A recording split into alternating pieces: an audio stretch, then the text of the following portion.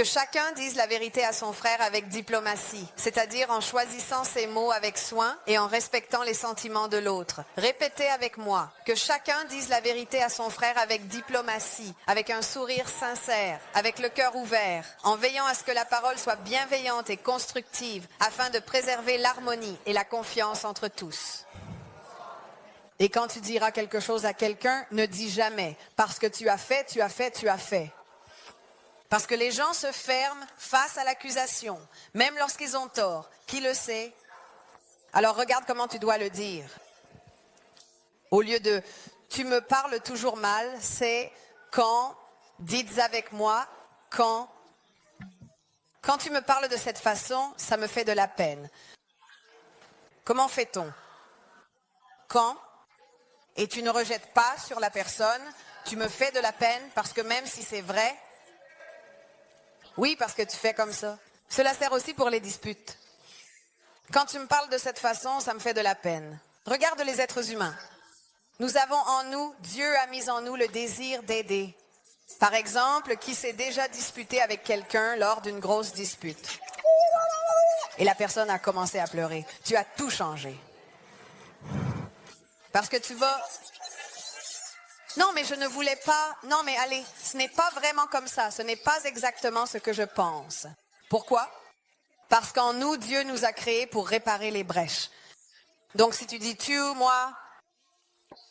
Si tu me dis que ça me fait de la peine à l'idée que tu m'as blessé, j'écoute, j'aide et je me remets en question. Amen? Leçon gratuite de communication. Donc la voix, le témoignage intérieur comme un feu de signalisation, la voix intérieure, Dieu qui utilise ma conscience. J'ai beaucoup de versets, mais je n'ai pas tout ce temps. Et cette voix te donnera aussi des suggestions, comme dans Acte 8, 29. L'Esprit dit à Philippe, « Approche-toi et rejoins ce char. » Et il est en train de lui dire d'y aller.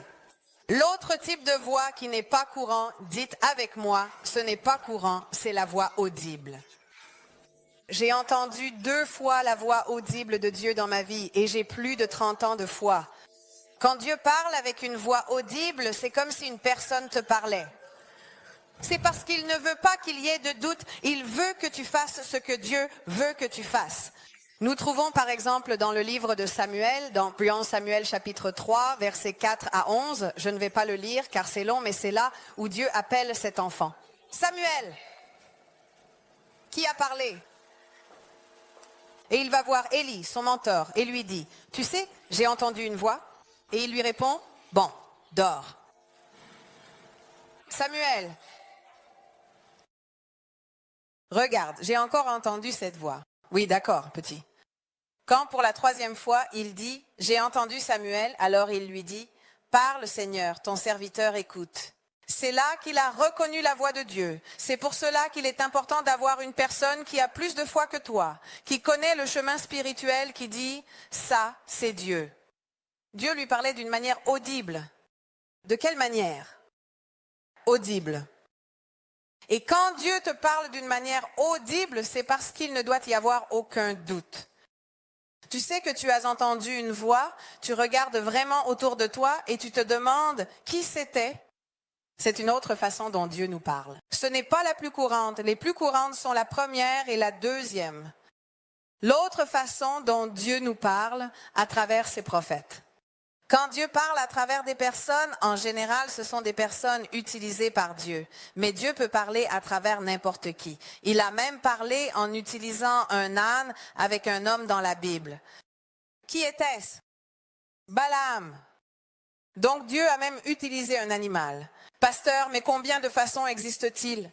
Je t'en donne quelques-unes, mais Dieu peut faire comme il veut. Il peut même dessiner. Pour que je vienne en Italie, Dieu a fait un dessin, Tom et Jerry, qui étaient à Venise. Et je lui ai demandé, mais tu me parles à travers Tom et Jerry? Et Dieu a voulu m'enseigner qu'il est Dieu. Et probablement, s'il ne me l'avait pas dessiné, je n'aurais pas compris. Parce qu'il y a des gens pour qui Dieu doit dessiner afin qu'ils comprennent, n'est-ce pas? Donc à travers ces prophètes, nous trouvons le prophète Agabus qui dit à Paul de ne pas aller à Jérusalem parce que là-bas l'attendent des afflictions et lui dit qu'il y va quand même. Dieu envoie Jérémie parler à Israël, Jérémie 1,49, et il utilise des prophètes pour dire de ne pas faire ou de faire telle chose. Parfois, Dieu te donne une parole à laquelle tu te dis « Mais ce que le prophète m'a dit n'a rien à voir avec moi. » Tu la gardes dans un tiroir et tu marches avec cette parole. Il y a des années, Cindy Jacobs, depuis cette scène, j'étais à peine revenue de New York et j'ai dit j'ai toujours aimé New York. J'étais à New York une semaine avant qu'elle ne vienne ici et je dis, je pense que je n'irai plus jamais à New York. C'est devenu vintage. C'était sale. Je ne veux plus y aller.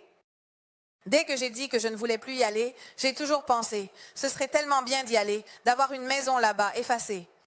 Cindy Jacobs arrive et dit, Pasteur Roselyne, Dieu a préparé New York. Et je dis, maintenant que j'ai dit que je ne veux plus y aller, et elle me dit, il y a beaucoup d'Italiens à New York qui vous attendent. Depuis ce jour-là, je l'ai mis de côté parce que New York était la dernière de mes préoccupations. La toute dernière. Mais ceux qui me suivent sur Instagram voyaient que je mettais presque toujours Italien à New York comme hashtag. Toujours Italien à New York, Italien à New York, Italien en Amérique. Parce que je me suis dit, je dois faire un pas pour entrer dans cette parole. Et puis l'année dernière, même avant, en 2023, des personnes sont venues étudier un peu notre Église. Nous qui étions en train de grandir, comment nous grandissions, et New York a commencé à naître dans mon cœur. Ils sont venus seulement pour ça, seulement pour nous étudier, pas pour nous inviter à New York. La pasteure Diana parle avec l'un d'eux, qui était un de ses amis, et elle commence à lui demander, mais pourquoi? Il dit, j'aimerais être, il veut un samedi à New York. Elle dit, pourquoi tu ne l'ouvres pas toi-même? Et nous commençons à discuter. Il m'invite à New York pour parler de nous, pas pour ouvrir une église à New York. Cette chose commence à grandir en moi jusqu'à ce que j'ai des doutes. J'étais à New York et ils me disent, prie, Dieu te dit oui ou non? Et Dieu ne m'a rien dit. Quand Dieu ne nous dit rien, que devons-nous faire? Rien. Quand Dieu ne te dit rien, tu ne dois rien faire. Je dois conclure une affaire. Ok, je prie. Qu'est-ce que Dieu t'a dit? Rien. Que dois-je faire? Rien. Quand Dieu ne me dit rien, c'est le moment de ne rien faire. Ça semble mathématique, mais c'est là où nous en sommes. Alors parle-moi s'il ne t'a rien dit. Et tu dis à cette personne, je suis désolé, nous ne ferons rien. Pourquoi? Parce que Dieu ne m'a rien dit. Donc je ne fais rien. Jusqu'à ce qu'une conviction arrive. Parce que ce n'est pas parce qu'une personne a dit, j'ai cru, mais je ne connaissais pas le temps, le moment, et cette chose grandit en moi. Et quand cela grandit en moi, je dis, je sais, parce que je sais, et je sais que nous devons ouvrir à New York. Et maintenant, cette année, nous enverrons les pasteurs Steffi, et ils seront là, à New York. C'est une conviction qui grandit. Je ne sais pas si vous le savez, mais le pasteur Stéphia a toujours été amoureuse de New York. Une fois, elle m'a même volé un aigle en me disant « c'est comme ça qu'on dit ». J'ai dit « c'est à moi ». Mais son mari, lui, il disait toujours « moi, je préfère les pays latins, un peu l'Espagne ». Et quand j'étais en train de présenter le projet New York, lui, sans rien dire à elle, dit « pasteur, si tu as besoin de nous, on est là ». Et elle dit « qui est donc cet homme que tu as mis à mes côtés ?» Parce que c'est sûr, quelque chose a aussi grandi en lui. Rappelons-nous, parfois la révélation est progressive, mais au moment de Dieu, c'est pour cela qu'il ne faut pas forcer la porte. Parce que parfois tu donnes des coups de pied et la porte s'ouvre, tu entres par une porte qui était peut-être de Dieu, mais en dehors du temps de Dieu, et en dehors du temps de Dieu, ça ne fonctionne pas. Donc, quand il fait grandir une conviction, c'est seulement à ce moment-là que tu bouges. S'il ne t'a rien dit, que dois-tu faire? Rien. Parfait. Et parfois, il envoie des prophètes pour ouvrir des dossiers que nous n'avons pas. Amen. L'autre façon dont Dieu nous parle, c'est par des visions. Dites avec moi, visions, ouvertes et fermées. Facile. Ouverte, cela veut dire que je suis littéralement en train de voir quelque chose. Un ange. Bonjour ange. La Bible dit que nous ne parlons pas avec les anges, mais s'il se présente devant toi, tu lui parles. Hein? Non, parce que si je dis que la Bible le dit, mais je ne peux rien te dire. La Bible dit que lorsque nous avons besoin d'un ange, nous devons demander à Dieu, Seigneur, envoie-moi un ange. Même Jésus a dit, qu'est-ce qui m'empêche de demander à mon Père d'envoyer un ange? Il ne s'est pas adressé directement aux anges. Le culte des anges n'est pas envisagé dans la Bible, mais si l'un d'eux apparaît devant toi, que fais-tu? Tu lui parles? Ici, nous avons l'exemple d'Abraham, l'exemple de Moïse, et je vais aller droit au but. Donc un ange peut apparaître et te parler. Et donc, ou plutôt ensuite dans la Bible, il est dit que Dieu parle à Moïse depuis un feu. Regardez, c'est écrit exactement ainsi. L'ange du Seigneur lui apparut dans une flamme de feu. Donc, il apparaît, il y a une flamme et il voit un ange à l'intérieur, c'est ce qu'il dit et il lui parle. Ceci est une vision ouverte. Ensuite, il y a les visions fermées qui sont plus courantes. Quand j'étais adolescent, j'avais emmené une fille à l'église pour la première fois et elle s'est mise à pleurer, pleurer, pleurer et elle disait « c'est magnifique, c'est magnifique, c'est magnifique ». Et nous, on la regardait genre « parce que ce n'est pas parce que tu n'as pas vu que ça n'existe pas, n'est-ce pas ?» Il y a des gens qui voient, il y a des gens qui ne voient pas. Et cette fille a décrit sans savoir, sans jamais avoir lu la Bible, elle a décrit à quoi ressemblait l'ange, il était à ses côtés et grâce à cette vision, elle s'est convertie. Et elle voyait, elle n'y arrivait pas, elle répétait sans cesse, il est magnifique, l'ange qui parle. Et elle voyait un ange, moi je ne le voyais pas, mais ce n'est pas pour ça qu'il n'était pas là. Amen.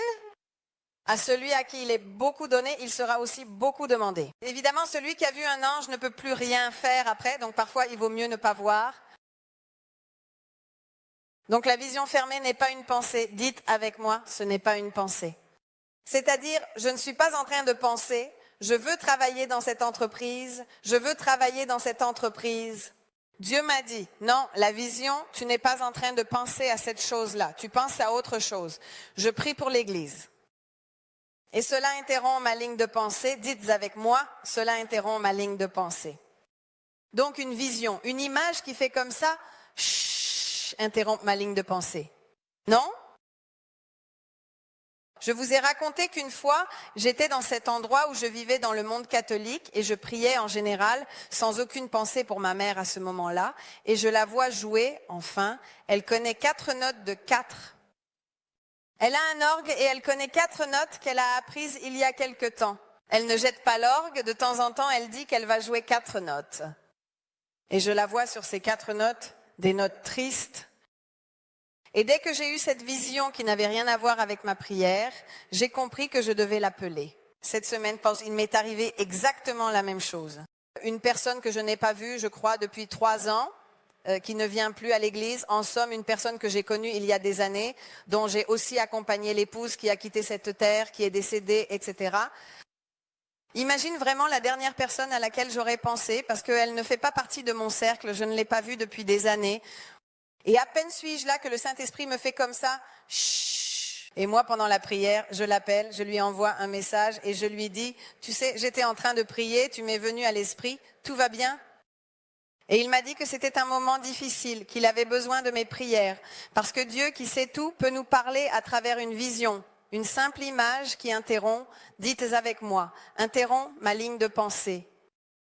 Mais rappelons-nous que pendant que Dieu nous parle, le diable peut aussi essayer de nous parler. Donc, il peut interrompre ta ligne de pensée. Tu es heureux, la, et ça arrive comme ça.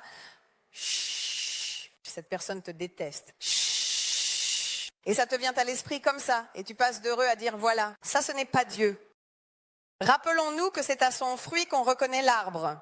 Quel est le fruit qui doit être dans ton cœur? La paix. Quand Dieu parle, même s'il te dit quelque chose de difficile, tu es plus heureux, tu as la paix, tu ne ressens pas d'anxiété. Dieu ne donne ni anxiété ni angoisse. Pasteur, parce que j'ai vu, Dieu m'a fait voir la fin du monde, je ne dors plus. Ce n'est pas Dieu. Si Dieu doit montrer la fin du monde à quelqu'un, il ne la montrera sûrement pas à quelqu'un d'anxieux. N'est-ce pas? Il ira voir quelqu'un dont il sait qu'il peut faire quelque chose, avec qui il peut parler. Donc par le fruit que tu portes, tout comme par le fruit, je reconnais qu'il me parle. La différence, une autre façon dont Dieu nous parle, les rêves. Qui a déjà rêvé de quelque chose? Les rêves sont une vision pendant que je dors. Donc pendant que je dors, je rêve. Comment puis-je savoir si ce ne sont pas les poivrons? Parce qu'on sait bien que quand on mange lourd, on rêve de tout et n'importe quoi. On sait aussi que quand on a envie d'aller aux toilettes, on rêve tout le temps qu'on est partout, mais qu'on doit aller aux toilettes. On sait aussi que quand tu dors sur ta main, tu rêves de tremblements de terre, de choses bizarres. Tu veux bouger, mais ta main ne fonctionne pas. Puis tu te réveilles et tu te rends compte que ta main dormait sous l'oreiller. Parce que tout cela perturbe aussi. J'ai rêvé, non, qui a déjà rêvé qu'il devait aller aux toilettes. Tu es allé partout, mais ça ne marchait pas. C'est horrible ce rêve, non?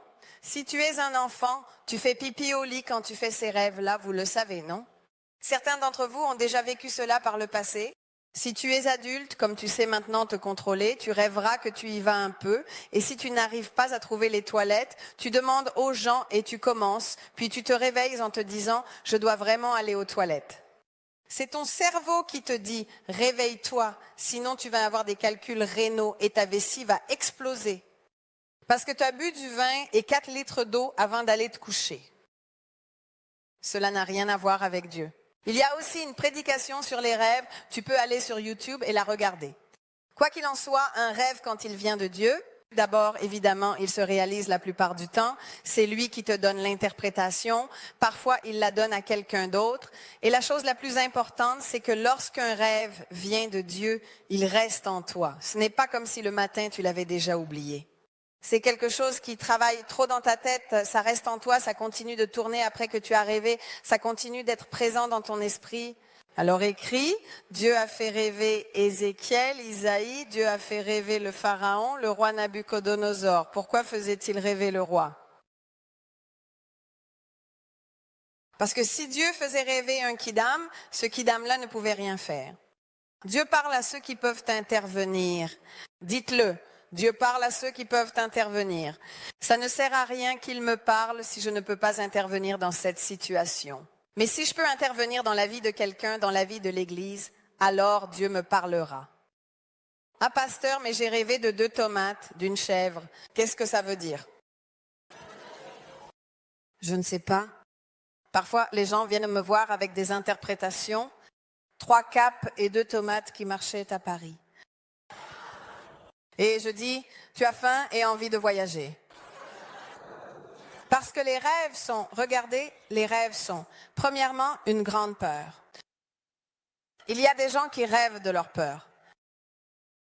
J'ai peur que ma mère meure. Je fais partie de ceux dont la mère est morte. C'est ta peur. Les rêves sont tes désirs. Parfois, tu es là, tu ne peux pas faire l'amour. Tu te retiens et tu as rêvé que tu as fait l'amour toute la nuit. Oh mon Dieu! Cela veut dire que ta chair dit « j'ai faim » même si tu ne peux pas manger. Désir, peur ou bien Dieu qui te parle. Quand Dieu te parle, la plupart du temps, soit tu comprendras, soit quelqu'un d'autre comprendra.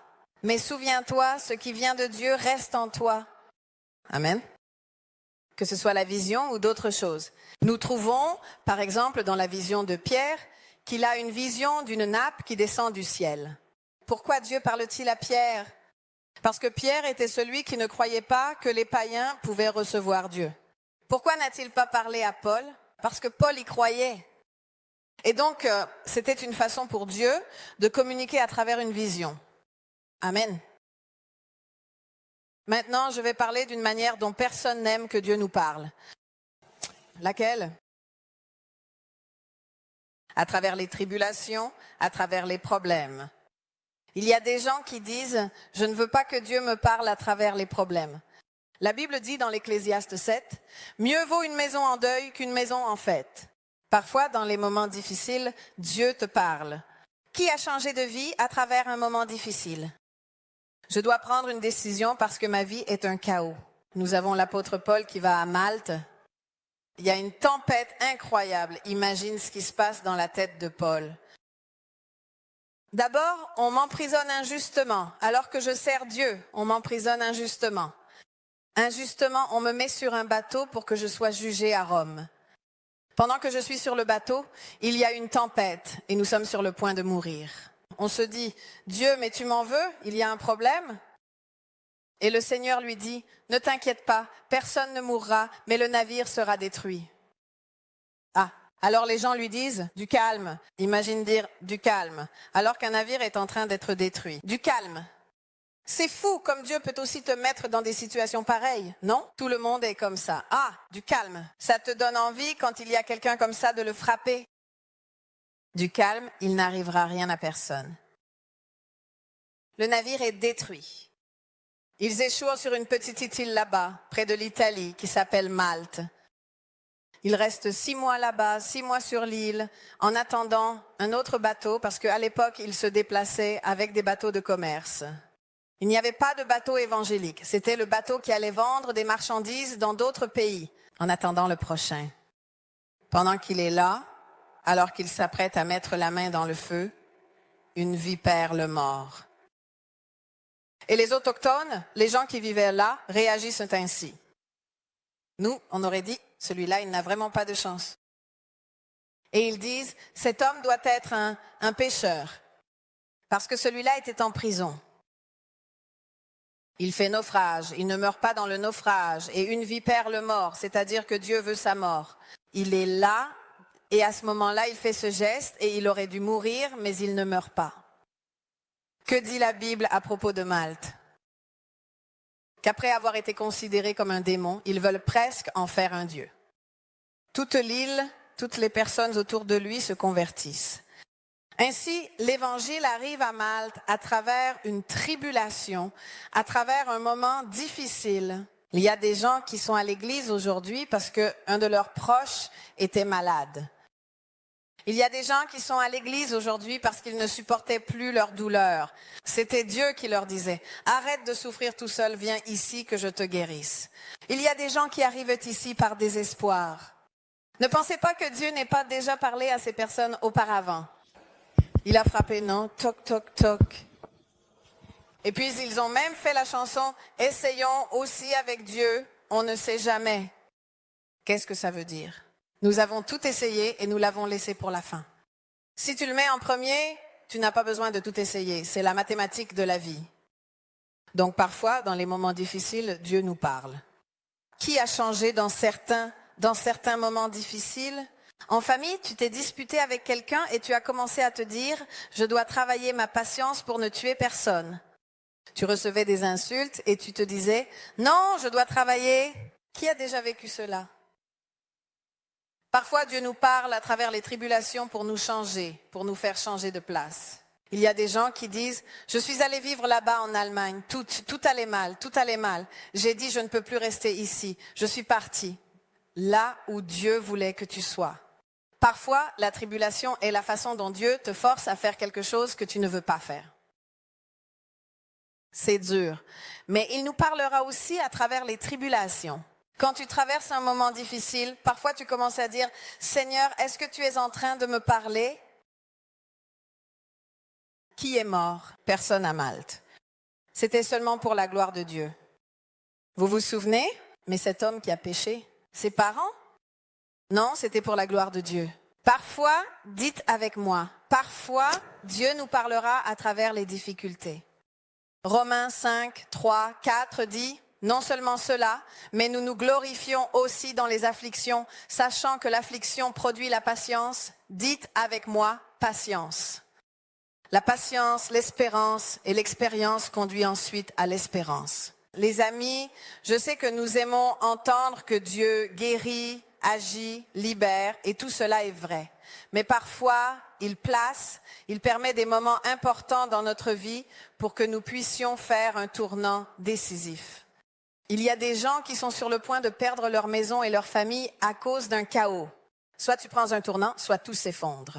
C'est sûr, Dieu t'a déjà dit 20 fois de ne pas prendre ce chemin, mais parfois tu veux le faire quand même. Tu es têtu et les tribulations arrivent pour te faire changer de route. Il y a des gens qui ne changent même pas avec la tribulation. Patience. Une autre façon dont Dieu nous parle, c'est à travers la Bible. Dites avec moi, la Bible. Et ici, nous trouvons les mots logos et rhéma. Dites avec moi, logos, la parole écrite, rhéma, la parole révélée. L'homme ne vivra pas seulement de pain, mais de toute parole qui sort de la bouche de Dieu. Ce mot dans la Bible, dans Matthieu, c'est rhéma. Tu ne vivras pas seulement en mangeant du pain et de la nourriture, mais un autre type de nourriture, c'est la révélation de la parole. Donc, lorsque tu lis la Bible, tu ne dois pas seulement lire, tu dois te poser des questions. Qu'est-ce que Dieu veut me dire à travers ces 3 chapitres? Sors de ce temps avec la Bible en disant un mot, une chose importante, je dois avoir ce type de foi. Je lis le tabernacle, maintenant vous allez commencer à tout lire le « qu'est-ce que j'utilise ?» Ok, Dieu est un Dieu précis, il donne même les mesures, donc il ne fait rien au hasard. Sors toujours avec une leçon, mais pas seulement une leçon pour toi-même. Saint-Esprit, qu'est-ce que tu veux me dire aujourd'hui à travers cette parole? Et tu le notes. Amen.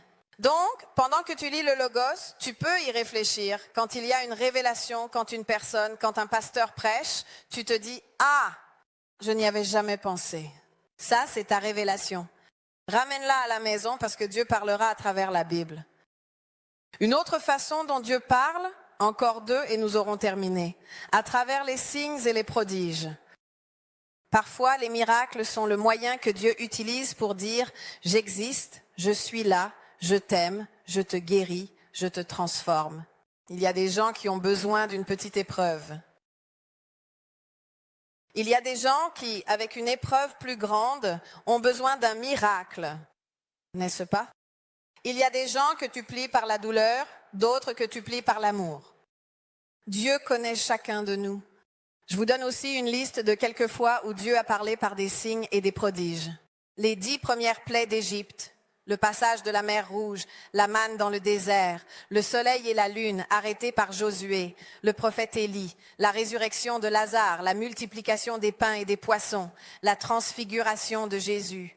Regardez, toutes ces choses étaient des façons pour Dieu de dire « J'existe, je suis Dieu », parce qu'ils étaient en train de faiblir dans leur foi. Alors il a accompli des signes, des prodiges et des miracles pour motiver la foi. Rappelons-nous que les signes servent à faire grandir la foi. Amen. Faire grandir ta foi personnelle dans la guérison, ta foi personnelle que Dieu peut parler, ta foi personnelle dans ton entreprise, ta foi personnelle. Waouh, j'ai prié pour que tu m'ouvres une porte et c'est un portail qui s'est ouvert. Cela t'aidera à grandir. Et l'autre point qui parfois ne plaît pas, c'est à travers les autorités spirituelles, dites avec moi autorités spirituelles, qui commencent quand tu es petit avec les parents. Quand nous sommes enfants, l'autorité dans notre vie, ce sont les parents. Si tes parents pratiquaient la magie noire, ils ouvrent des portes pour que tu vives dans un monde spirituel. Le Père ouvre et ferme des portes. Si vous avez lu Abraham ou si vous avez lu Jacob, vous savez qu'ils bénissaient leurs enfants. Cette bénédiction, c'est ouvrir et fermer des portes. Tu seras ainsi. Quand tu bénis tes enfants, tu es en train d'ouvrir des portes spirituelles dans la vie de tes enfants. C'est pourquoi arrêtez de dire « tu ne vaux rien, tu ne sais rien faire, tu n'es bon à rien, tu n'arriveras nulle part.